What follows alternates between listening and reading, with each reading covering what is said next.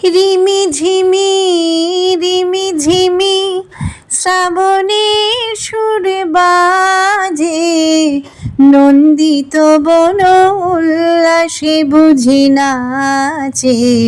ছন্দে ছন্দে রঙ্গে রঙ্গে অন্তর মোরে লাজে, রিমি ঝিমি রিমি ঝিমি। নমস্কার বন্ধুরা, গানে গানে সঙ্গীতার রান্নাঘরে আপনাদের বর্ষা মুখর দিনের স্বাগত জানাই। বর্ষা এসে গেছে, আমি একটা রান্না নিয়ে চলে এসেছি। সেটা হলো চারাপোনা মাছের আলু দিয়ে ঝাল। রান্নাটার জন্য আমি এখানে নিয়ে নিয়েছি 12খানা চারাপোনা মাছ। সেগুলোকে ভালো করে ধুয়ে নুন হলুদ আর একটু সর্ষের তেল মাখিয়ে ভেজে রেখেছি। মাছগুলো খুব একটা যে কড়া করে ভেজেছি তা নয়। এখানে নিয়ে নিয়েছি 2টো বড় আলু। আমি আলুগুলোকে এইভাবে কেটে রেখেছি। এখানে নিয়ে নিয়েছি একটা বড় টমেটো। টমেটোটাকেও এভাবে আলুর মতোই কেটেছি। আর এখানে সর্ষে পেস্ট, সর্ষের তেল দিয়েই মেলানো, এটা আমি একটু জলে ভিজিয়ে নিয়েছি, জলে মিলিয়ে নিয়েছি। আর এখানে আমি নিয়ে নিয়েছি 2টো পেঁয়াজ। পেঁয়াজগুলোকে এরকম কুচিয়ে রেখেছি আর লঙ্কাও কুচিয়ে রেখেছি তার সাথে। আর এখানে নিয়ে নিয়েছি ধনেপাতা কুচি।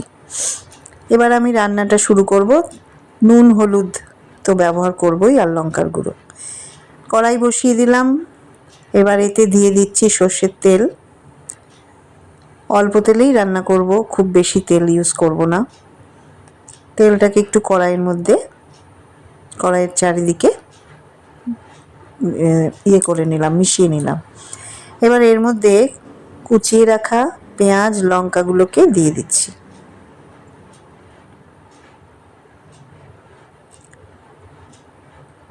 এবার এগুলোকে একটু কষিয়ে নিচ্ছি। একটু ভেজে নিয়ে এর মধ্যে এবার দিয়ে দিলাম কেটে রাখা টমেটোগুলো দিয়ে আবার ভালো করে নেড়ে দিচ্ছি।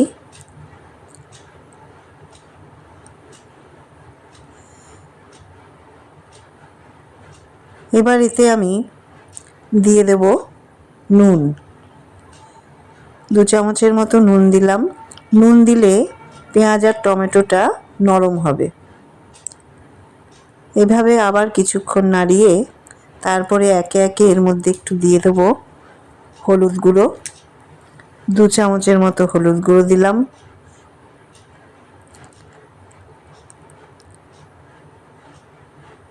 আর দিলাম লঙ্কা গুঁড়ো।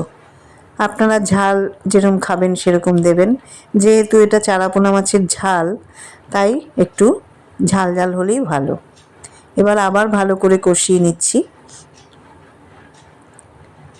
ভালো করে নেড়ে একটু যখন কষে যাবে তখন এর মধ্যে আমি কেটে রাখা আলুগুলোকে দিয়ে দিচ্ছি।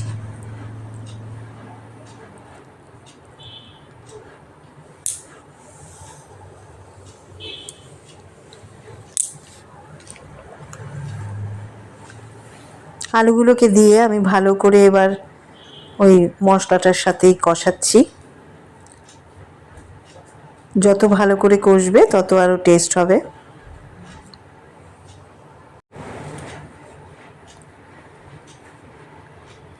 এবার এর মধ্যে আমি একটু জল দিলাম।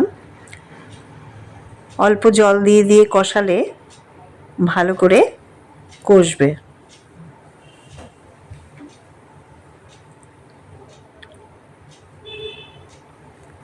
ভালো করে কষিয়ে আমি আবার একটু জল দিয়ে ঢাকা দিয়ে দিলাম। 5 মিনিট বাদে ঢাকাটা তুলে আবার একটু নাড়িয়ে দেব।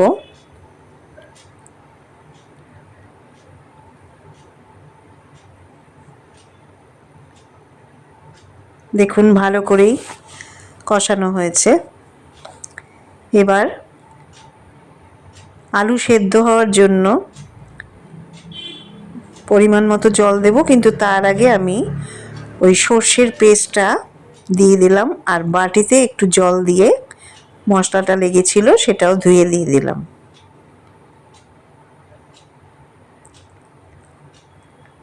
এবার আবার ভালো করে নেড়ে দিচ্ছি। ওই সর্ষের পেস্টটা পুরো আলু আর ঝোলের সঙ্গে মিশিয়ে নিলাম। এবার আবার একটু জল দিয়ে দিলাম, কারণ আলু সেদ্ধ হতে হবে, তবে খুব বেশি জল দেব না, কারণ এটা তো ঝাল হবে, এটা ঝোল হবে না। এবার আলু সেদ্ধ হওয়ার জন্য আবার আমি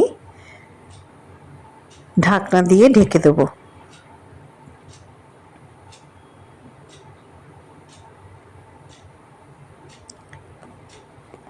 এইভাবে 10 মিনিট রেখে আমি ঢাকা তুলে দেখব যে আলু সেদ্ধ হয়েছে কিনা।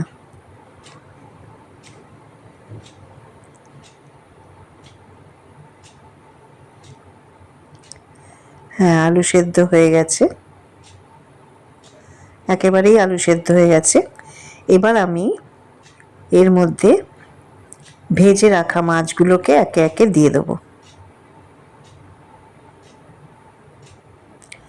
চারাপোনা মাছ তো এমনি ঝোল করে খাওয়া হয়, গরমের দিনে পাতলা ঝোল, সেটাও ভালো লাগে, কিন্তু ঝাল করে দেখবেন, অনেক সময় একঘেয়ে লাগে ঝোল খেতে, তাই জন্য আমি এভাবে রান্না করলাম। এটা করে দেখবেন, খুবই ভালো লাগবে। করে আমাকে জানান, লাইক করবেন, কমেন্ট সেকশানে গিয়ে আমাকে জানান যে কেমন লাগলো এই চারাপোনা মাছের ঝাল।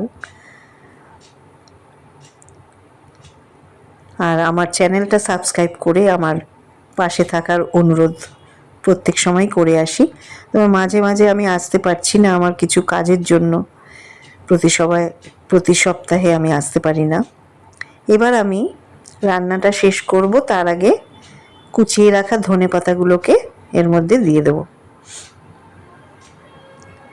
ধনেপাতার সেন্টটা খুব ভালো লাগে, তাই আমি ধনেপাতাটাকে খুব প্রেফার করি।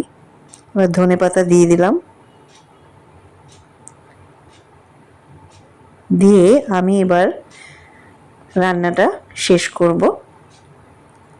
তবে আবার আমি একটু ঢাকনা দিয়ে ঢেকে রাখবো, কিছুটা রেস্ট হতে দেব, তারপরে আমি রান্নাটা সার্ভ করে দেব। রান্নাটা গরম ভাতে খেয়ে দেখুন, খুবই ভালো লাগবে। দেখুন কি সুন্দর লাগছে দেখতে, একদম চারাপোনা মাছের ঝাল।